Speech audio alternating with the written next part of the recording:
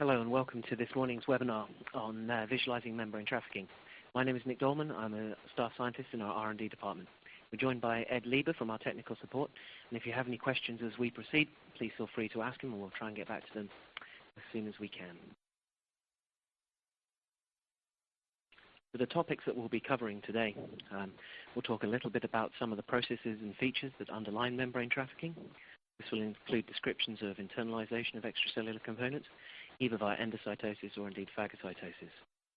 We'll also briefly touch upon some of the routes of intracellular transport between organelles.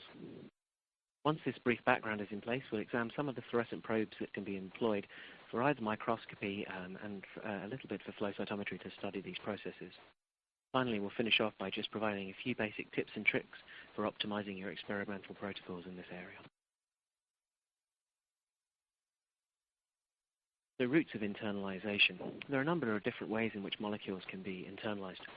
First of all, on the left-hand side of your screen, you have those dynamin-dependent routes. This can involve the formation of clathrin pits or the calveolin-dependent processes. There's also a third type of dynamin-dependent internalization governed by row A. If we switch over to the right-hand side of your screen, you can see some dynamin-independent processes. And these cover these clathrin and dynamin-independent carriers, the cliques, as well as pinocytotic mechanisms, as well as phagocytosis. Now, pinocytosis and phagocytosis involve the sending out of larger membrane extrusions rather than those smaller invaginations that are involved in clathrin or calveolin-dependent internalization. With the exception of phagocytosis, these routes converge on the early endosome. The phagocytosis brings cargo into the phagosome, which fuses with the lysosome and allows degradation of those components that have been brought in via phagocytosis. With respect to intracellular membrane trafficking, once a cargo has reached an early endosomal compartment, cargo can enter a recycling pathway, either slow or fast. It can also be shunted onto a late endosome and onto the lysosome. And of course, there are lots of steps that are carrying the cargo back out of cells. There's the secretory transport from the endoplasmic reticulum to the ER Golgi intermediate compartment, this ergic, as well as on towards the Golgi. And then from the Golgi, a lot of secretory and membrane proteins are packaged and enter into the secretory pathway. Golgi apparatus interacts with both multivesicular and late endosomal structures, as well as to a certain extent the recycling endosome. As we start to look at what probes can be used to study these processes, there are a number of different ways in which this can be done. Genetically encoded probes are often used. These include some of the tetracysteine rehash flash probes that allow pulse chase labeling, as well as the use of targeted fluorescent proteins such as GFP or RFP. Organelle-specific dyes such as the LISA trackers and MITE tracker, ER tracker can be used, as well as some fluorescently labeled fluid phase markers such as the salt forms of commonly used dyes, as well as these dyes such as alexafluors attached to dextrans. Fluorescent conjugates of various molecules can also be added. These include things like the low-density lipoprotein, LDL, also epidermal growth factor, EGF, as well as fluorescent conjugates of transferrin. To study phagocytosis, we commonly use fluorescent conjugates, and these tend to be bioparticles, so these are fluorescent dyes attached to certain pathogens such as E. coli or Staphylococcus aureus.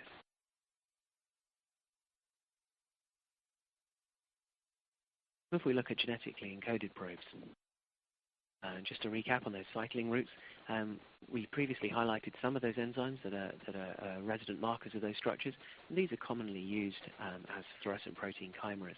It's also important to note that you can use antibodies against these proteins in a fixed cell environment to do immunocytochemistry or immunofluorescence labeling of the endocytotic pathway. So many of these proteins are Rab family members. These are GTPases that govern vesicular trafficking. And as I say, they are commonly used to study defined compartments within both the endocytotic as well as secretory pathway. One means to deliver fluorescent proteins is to use our baculoviral gene delivery system. This allows a very robust expression across a broad range of cell types, including those that are typically hard to transfect. These include primary cells, stem cells, and neurons. It has very low cytotoxicity to cells, and so it's very good if you want to do a viral delivery system without harming the cells. Of course, it's non-replicating and has low biosafety level containment. It's possible to titrate the expression, and this is very important because when you're studying membrane trafficking, you're often putting in fluorescent chimeras of GTPase proteins, and if these are overexpressed, they can actually affect the dynamic membrane trafficking occurring within a cell.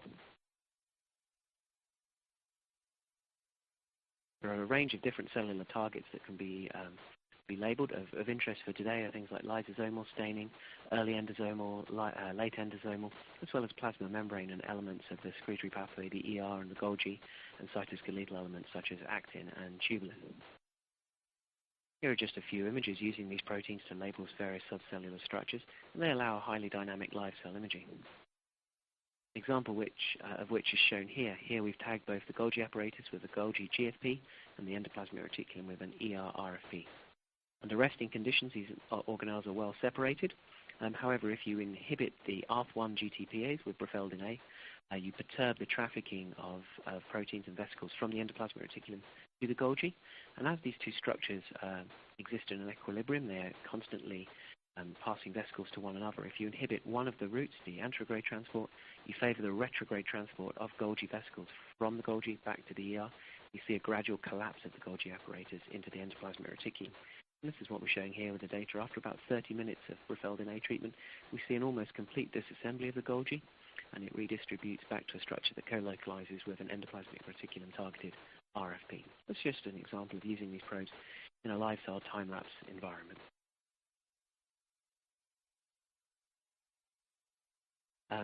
Next, we're going to talk about some other genetically encoded technology that uses the power to precisely target a cellular structure, but also incorporate some of the advantages of using organic dyes, which tend to be significantly brighter than fluorescent proteins.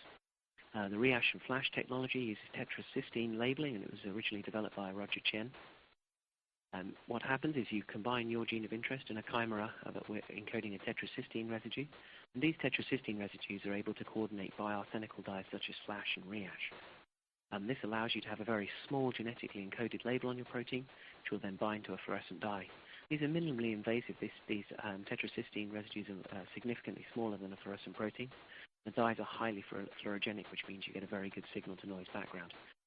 You can also do pulse labeling protocols where you add one colored dye and then later on add a second to look at the dynamic trafficking or production of these molecules.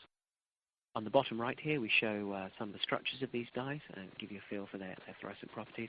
Up on the right is just some examples of tagging elements of the cytoskeleton using the reaction flash technology.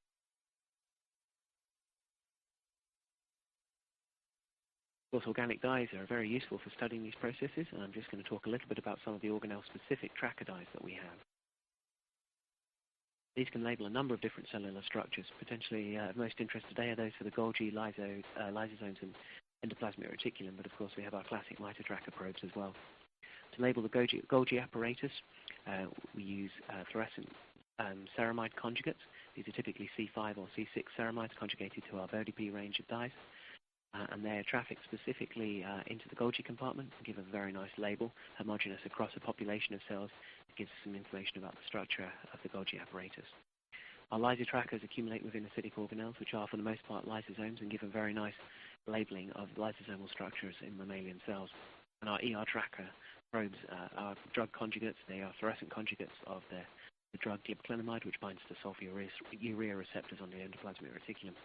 So these are some of the organic dye-based approaches to label cellular structures. Just to recap in some of the emission spectra that we have available, for the most part they're available in either a green or an orange-red for conjugation. We do also have ER tracker blue-white, but this has a very broad emission spectrum, as well as lyso tracker blue, but for the most part the green and red probes are the ones that are used most commonly. We also have organic dyes for staining the plasma membrane, and these can include classic probes such as the FM dyes, FM143 and FM464. Some of these probes are fixable. The ones with the FX suffix are able to withstand fixation, and they're often used to study the dynamic trafficking of secretory vesicles and indeed to image exocytosis.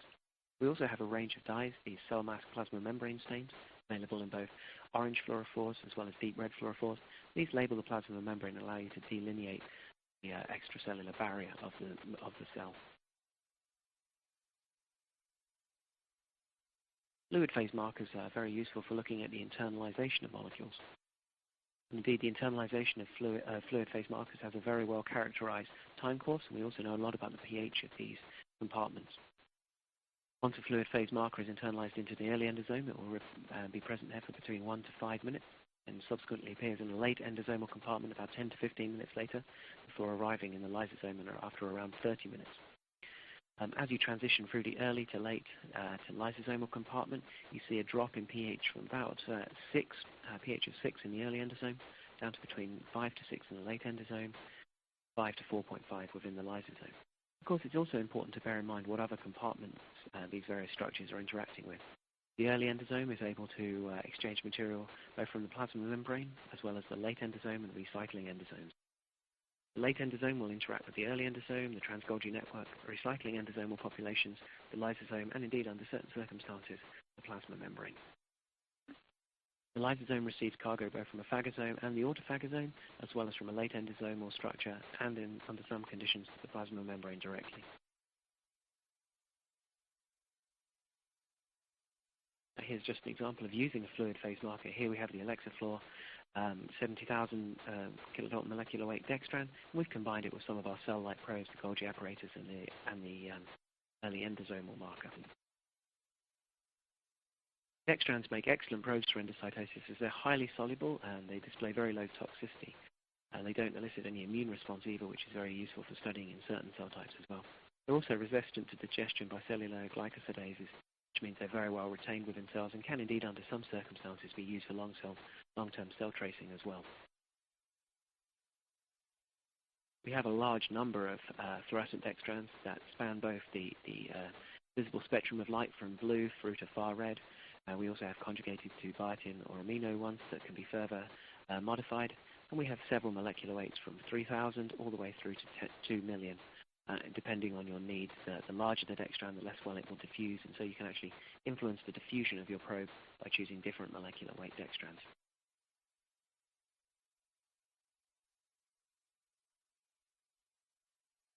Previously, we described the time course of trafficking and touched upon how the pH changes as the molecules are internalized. For the next few slides, we're going to really reiterate how this pH change can be utilized to get a superior readout of intracellular internalization. The reason why the pH changes is cells utilize this to allow dissociation of ligands from their receptor. And indeed, we have several ligands. We have both LDL, this low-density lipoprotein, as well as transferrin. And these ligands are very useful. Once the iron-carrying transferrin proteins are inside the endosomes, the acidic environment favors dissociation of iron from the transferrin receptor complex.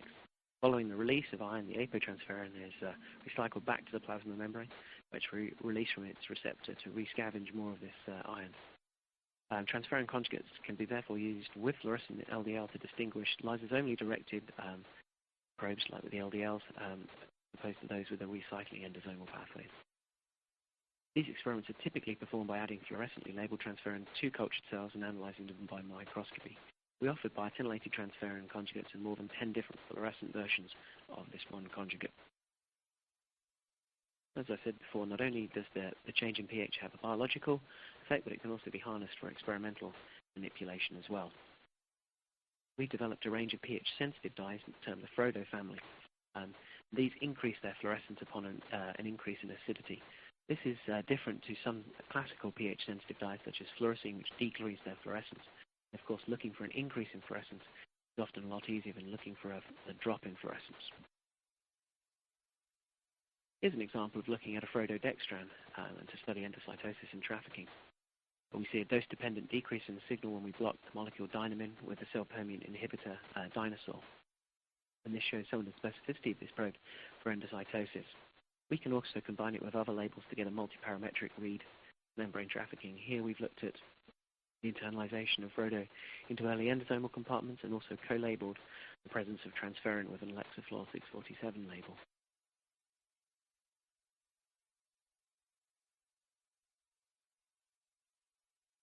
And indeed, this Frodo 10K dextran undergoes the standard trafficking route that you'd expect of any fluorescent dextran. It is seen within an early endosomal compartment between 5 to 10 minutes, and it appears within the lysosomes after about 30 minutes. Indeed, we never see it co-localizing with Golgi markers, so it isn't being trafficked back to the Golgi apparatus, nor do we see it co-localizing with other particular markers such as peroxisomes or autophagosomes.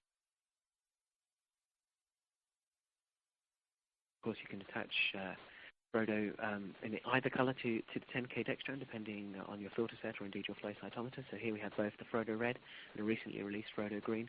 And these are both 10,000 molecular weight dextrans with the Frodo dye conjugated to them. Some of the fluorescent conjugates we have, as I say, we have many different colors with the transferrin, and these can be combined. Other markers here, some data from Dr. Meller at the University of Bristol. There's an antibody against anti-Rho-D, again to get a more sort of complete picture of the internalization route. Again, on the right, another image kindly provided by Dr. Meller, we have Lexaflor 488 EGF with an anti-Rho-B. So this highlights how some of these probes can be combined with classical immunostaining protocols to target a protein of interest in your particular experiment. Some very nice examples of EGF trafficking have been performed using our quantum dot semiconductor nanocrystals. These are incredibly bright fluorescent molecules, and they facilitate single molecule imaging. Here, Lidike and Jovin have performed some very eloquent experiments looking at the internalization of single EGF molecules by the EGF receptor ERB3, and in this experiment, the ERB3 receptor is tagged with the yellow fluorescent protein citrine. And what you can see there is a red quantum dot binding to these receptors being internalized, and they actually show that this occurs from these very small membrane protrusions that are labeled up with the EGF receptor.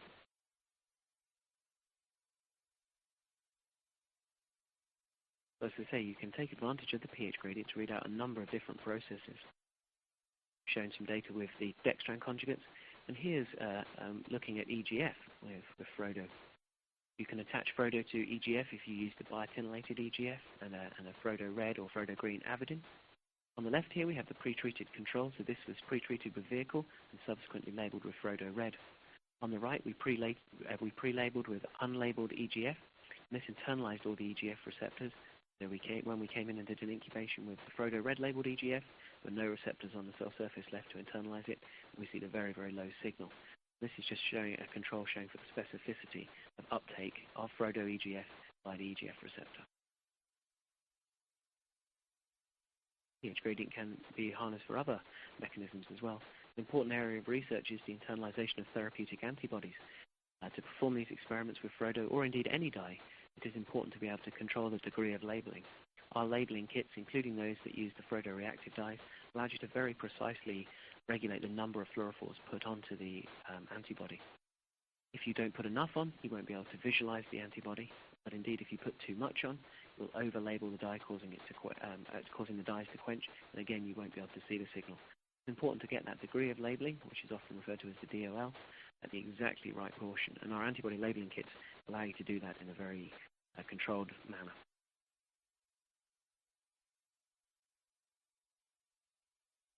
When we're looking at pH gradients, we can also start to look at other cellular processes. Here's phagocytosis. Here we've labeled a number of different pathogens, E. coli and zymazan, with either the Frodo Red or green dye. And we can see they're very robust phagocytosis by raw cells, which are a type of macrophage. Here we have some time-lapse imaging, just stills at the various time points indicated, time point 0, 20 minutes, 60 minutes, and 90 minutes.